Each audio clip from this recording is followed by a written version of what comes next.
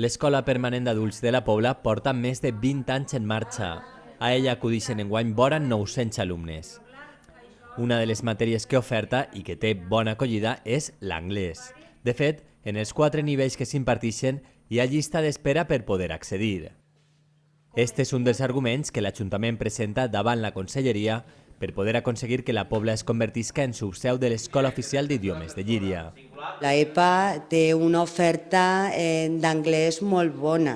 El que passa que, donada la demanda, se queda curteta.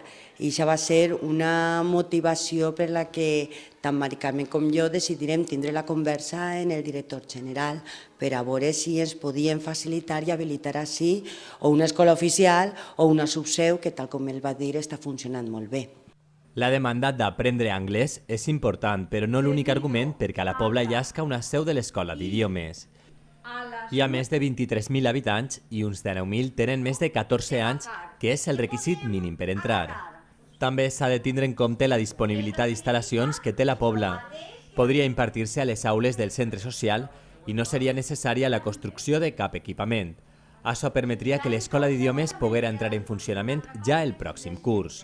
Quan va parlar en el director general d'Ordenació i Centres, es va dir que havia la possibilitat que n'hi havia un bon auguri, perquè la veritat que la Pobla ha crescut molt, nosaltres li presentarem els números, van convèncer-lo i tenir infraestructura on albergar també aquest nivell que ens atorgarien en primera instància.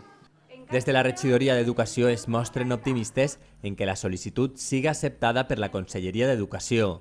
La Pobla acolliria així una de les possibles ampliacions que tindrà l'Escola Oficial d'Idiomes de Llíria.